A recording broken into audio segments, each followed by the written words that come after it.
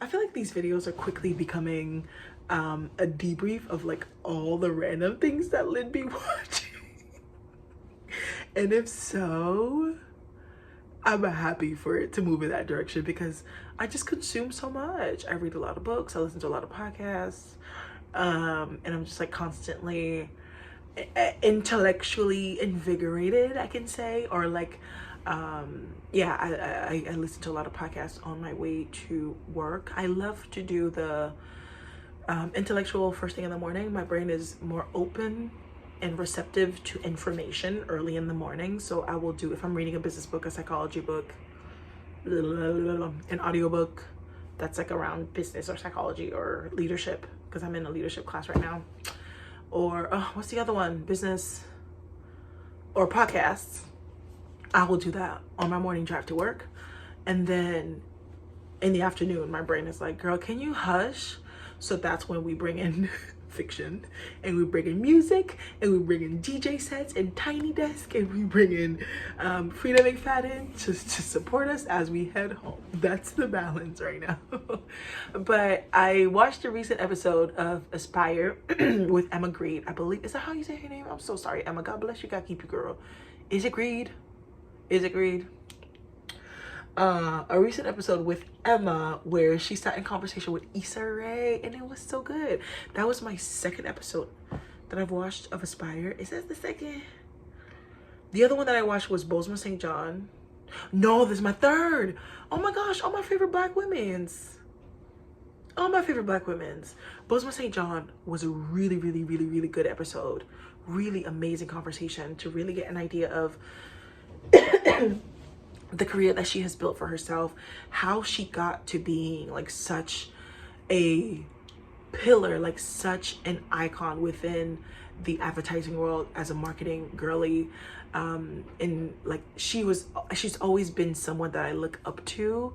I studied marketing in school, and like she was like in every presentation. I used her as an example every single time. I'm like, one day I'm gonna become the next Bosma St. John. Like that was my whole thing in college. And so again, to kind of like get like a more intimate conversation with her, and an intimate perspective of her life and how she has built her career, and kind of like the things that she's continuing to aspire towards. Good on you, Emma. That's a really good name for a podcast. So that was really, really good. Tracee Ellis Ross, please lock in. That was another really, really good episode. Oh, now that I'm thinking about it, I might like flip-flop between all of those, because there's definitely a through line between these three black women: Bosma St. John, Tracee Ellis Ross, and Issa Rae. But I think I mostly wanted to focus on Issa today, because during the conversation, Emma asked no, like she made a comment or something. She was like, do you feel like, yeah, she asked her, she was like, do you feel like a star? Do you feel like you've made it? And Issa was like, no. Issa was like, I'm just getting started. Emma said, girl, you be on the red carpet, you have shows in multiple places at the same time, you're doing the thing, you up and down, and you don't feel like you've made it. And Issa is like, no, like I haven't felt like I'm in a secure place where it's like, I don't know, like she just hasn't reached that place internally for her. She's like her business managers are like, girl, you good, like we good, it's money in the bank, we are good, everything is all right, everybody has been paid, okay? But internally there's like something that she's craving. She talks about how there's something that she's craving, and I got a very interesting perspective of like the film industry and how, you know, different it is than social media, right? You want to make something, you make it and it's done, and you post it in an hour. Within the film industry, you want to make something, you pitch it, and then the next step is you record the pilot. You have to spend a lot of money to record the pilot. You have to edit the pilot.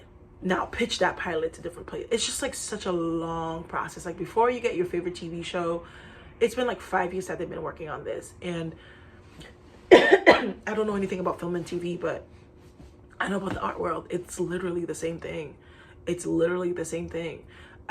Exhibitions are planned 4 to 5 years out. Like we, at the museum where I am now, we know what the exhibitions will be for the next, at least for the next 3 or 4 years. Like it's there, you know? And so, I think it's very interesting that, again, if you're an independent artist, get a grant and get your work in a gallery.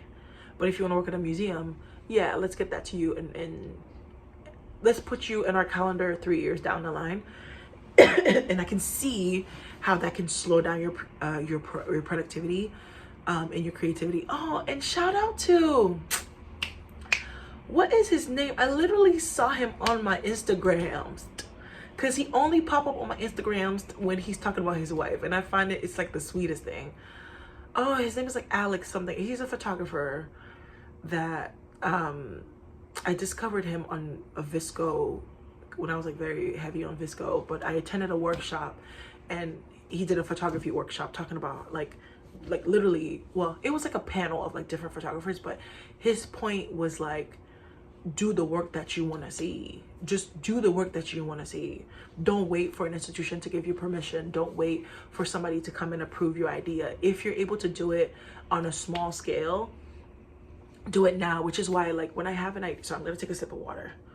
I just woke up and I'm like trying to get these videos out. I'm like, girl. Like when you have an idea, and it can be like massive. It's like, okay, I need like $1 billion budget to make this actually happen. You have to like narrow it down. What is the least I need to get a prototype of this project going? What is the like this tiniest bit of whatever that I need? And he basically spoke about that. That's so crazy. I watched that in like 2023 and that's still at the top of my head. I'm sorry, I don't remember his name. I literally just saw him on my Instagram feed. He posted his wife. It'd be a good time. This man only talks about his wife. He's a successful photographer. He's opened shows. He is up there and he's just like, there go my woman. Absolutely. Because your life is supposed to be about me. Anyways, child, we are all over the place. Gallery work. That guy, gallery work. Yes. So in that Visco panel that I literally watched 2 years ago, but it's still at the forefront of my mind. You know, he talks about how exactly this, like you have an idea that you want to pursue, but if you go to the powers that be, they will put you on hold until further notice because something else is taking precedent, or precedence? Something else is taking precedence? Is that the word? Precedence? Or like, let's put you 3 or 4 years down the line. You good, but it's like, no, I'm itching right now. I want to make the thing right now. And as a creative, I can feel that because like I find myself being in creative blocks, and we're gonna get back to Issa. I find myself getting in creative blocks because there's something that I want to do and I'm not doing it, and so like my brain is like, can you just do it and put it out?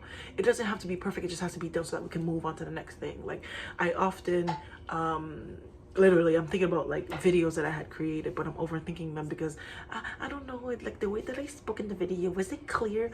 And then like it's a blockade, and then I'm like, ugh, I throw myself off balance for days because I'm overthinking that output. But so yeah, to say that like I want to do something now. I want to make a show about photographing eye masks, and you're telling me that you're gonna put me in your calendar for next year. I don't know that I'm gonna be into this next year. I don't know that I will be. I had a moment where I was shooting still life. I had a moment where I'm doing travel photography. I had a moment where I'm doing self-portraiture. Like I don't know that I'm still gonna be. I'm still gonna want this. Like I really don't understand how this works, which is why I don't really care to do work with institutions. If I'm doing work with institutions, let it be a gallery show. Or if you want to put my work in a show that you're curating, here, girl, come pick it up. Like, but I'm not sitting on. I really want to curate a show about Black joy, and you're like, yeah, 5 years down the line, we got you. Like, girl, no, I want to do it right now. So that guy in that Visco panel, he talked about do it yourself, do it on a smaller scale, however you can. So what he does is he basically does these gallery openings. He hosts them, he sets them up. It's his work, I believe. Again, this is from 2 years ago. My brain just pulled this out of nowhere, so bear with me. But I think it's all his work. or maybe sometimes it features other people, and then he'll have a DJ, he'll have food, he'll have music and vibes. Come out, see the work, buy something. He's like, I've been doing this myself. And if he just sat around waiting for a gallery to give him the opportunity, when would he even do it? Like, it's become to the point where he lives out in LA. He's done like 15 to 20 of those. Like, just once in a while, host a show,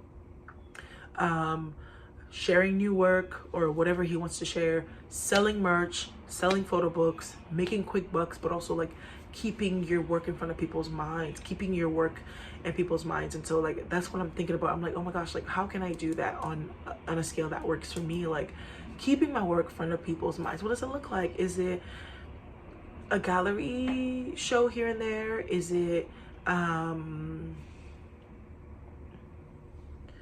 newsletter, a Substack, posting more often on Instagram? What does it look like to be front of mind for people? I'm gonna put a pin right here and I'm gonna go back to Issa Rae, but she's been struggling with like some sort of a creative blockage, and she shared that on the episode in the conversation with Emma, and she also shared that in a recent conversation with Kev on Stage. Not My Best Moment. It's a really, really good podcast that is inspired by his recent book, Successful Failure. But he's had a conversation with Issa, and Issa, you can tell there's something about her. She's just like navigating this like creative block. And I think that's what it is. That's what it is as artists, as creatives. I want to do the thing now. I want to see what it looks like now. And she literally talks about it. She's like, sometimes I don't want to give my work to an editor. I want to edit it myself so I don't lose that skill that I have. She's like, I want to, like, she still edits footage, which I found crazy, but like also as an artist, absolutely. Because this is my craft. This is my craft. Now there's too many hands in the pie. And now I'm like losing sight of like, this is like my art form of expression. It's like if I get to the point where I don't take pictures anymore and people are taking pictures of me all the time or for me, and it's like, no, this is, I want to do it. I don't paint, I don't draw, I do scrapbooks, I do crafts here and there, I crochet here and there, but photography, that's my thing. And so if I get to the point where, I don't know, like I'm doing a travel series around the world and people are taking pictures for me, it's not the same. It's just not the same. And I feel like that is what like Issa might be navigating, like the struggle of like your creative idea is at the mercy of somebody else. Yes. And she did say that. Okay, thank you. Because I was like, is that factually correct? She did say that. I'm brilliant. My brain is amazing. I remember things. Just talk through it. Just talk. Let me just iron it out. I'll figure it out as I go. But she spoke about how like her pitches, her ideas that she'd be pitching are at the mercy of a white man in a glass tower somewhere who probably don't be around black people for real, or you know what I mean? It's like specifically with Issa, like she creates stories and narratives around black lives, black joy, black culture, black being, black community.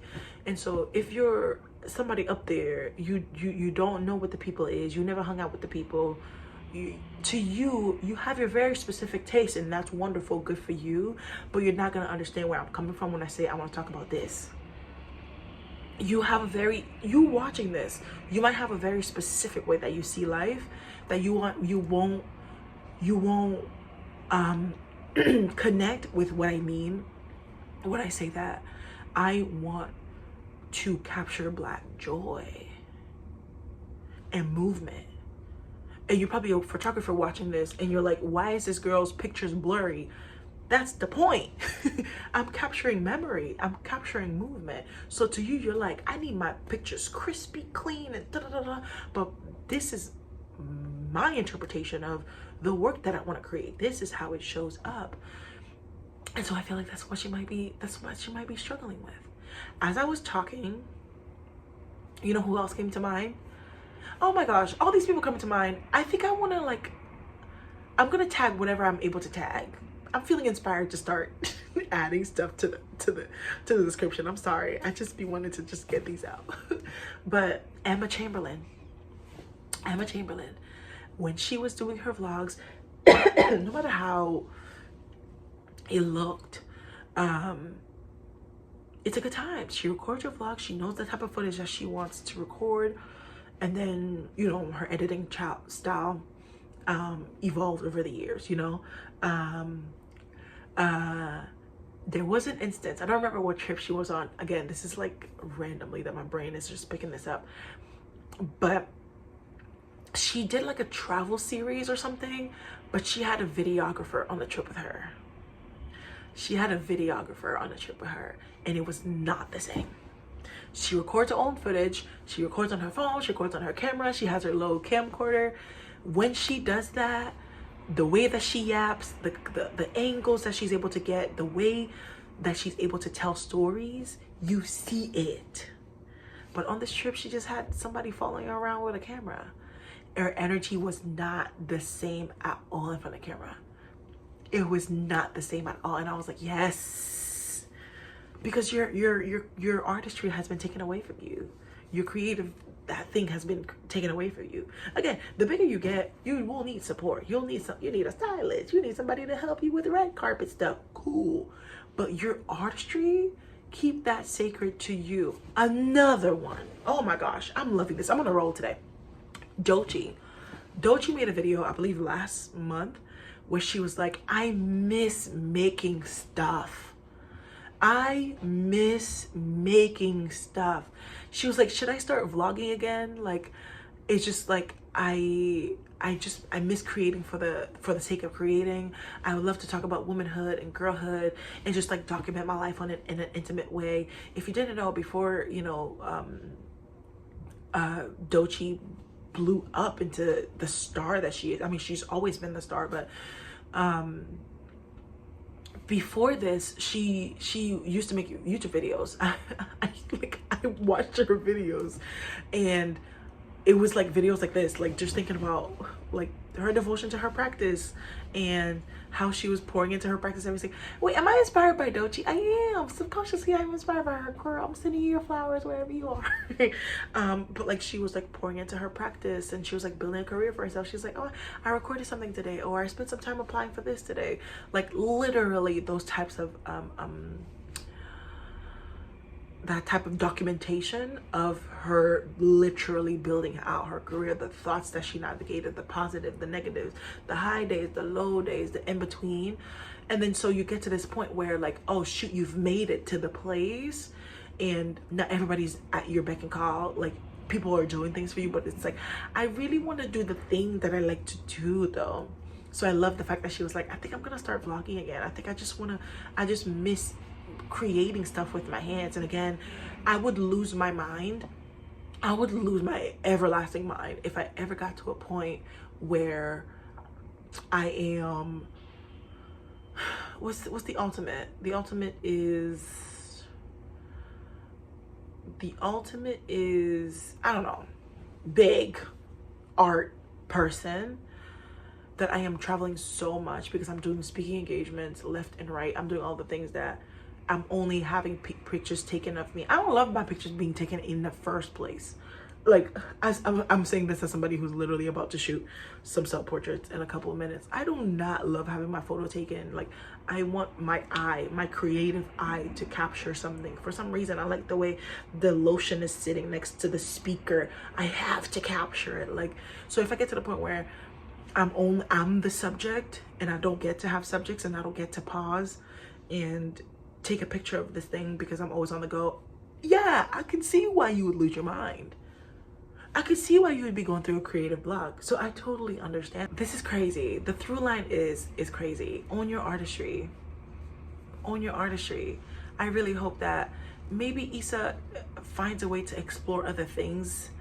Like, whatever the creative block is that she's experiencing, girl, give yourself permission to, oh well, I don't know what that contract talking about, because they might be like, hey, stay with us as we work on your ideas for the next 10 years. But maybe that's what it is. But I hope that she like makes stuff. Just like do a mini series on YouTube. Issa, come back to YouTube, girl. We want you back here. Dochi saying that she wants to vlog again. That photographer that was like, he's creating his own opportunities. And me not sitting around waiting for a museum to maybe pick up on my stuff in 5 years, but like creating opportunities for myself right now. And another way that looks like for me right now is being a member of an art gallery. I'm applying for all the calls. I'm applying for all the open calls. That's how I'm keeping my work in front of my audience's mind, in front of people's minds. Like, I'm gonna have my work featured in all the shows as long as it's an open call in that gallery. It don't have to be every gallery everywhere. I'm at the point where like friends are sending me grant applications, friends are sending me gallery stuff happening, but I am a member of this gallery, and so I want to at least show up for this. Most of the time the shows are not juried, and even if they are juried, whatever the case may be, put my work in there, and that's how people are able to experience my work on a consistent daily basis. What does that look like for you? And if you're Issa watching this, what does that look like for you right now? Dochi said, I gotta start vlogging again, or I'm gonna lose my mind. Emma Chamberlain had to take her creativity back, or she was finna lose her mind. And then when she took the reins back again, and then she just found herself in her same style of vlogging and living her best life. That photographer, creating his own experiences, creating his own things. Like, you have to. Yeah, for me, it's like having my work in that gallery, shows, applying for grants, doing citywide projects. I think grants specifically allow you to do things on a smaller scale. Now, obviously that's very different than the film industry, right? But within the art world, it's very possible. Get a grant. The idea that it feels too big, it feels too impossible, and it feels like it's gonna take you 10 years, I promise you can do it in 6 months. You're about to see me do it in 6 months. I've done it in 6 months. I've done it already. I walk the road. I swim the waters. It's possible. So how can you keep your creativity sacred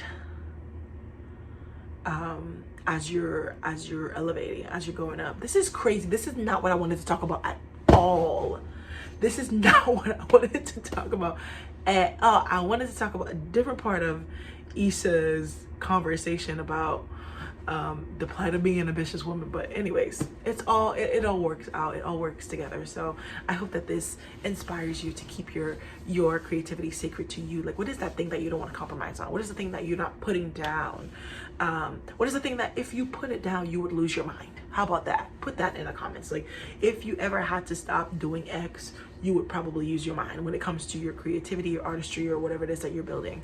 That will tell you that clearly this is the thing that means the most to you. Clearly this is the thing that anchors everything that you do. For me, it's photography.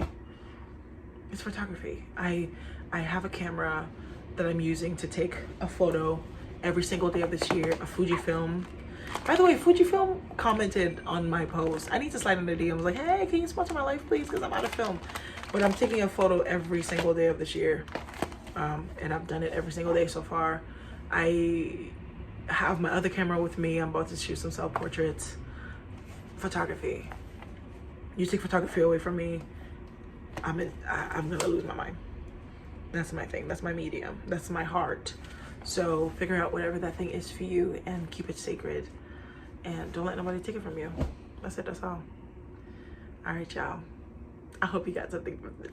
Have a nice day. Bye. Keep your artistry sacred. Don't let nobody take it from you.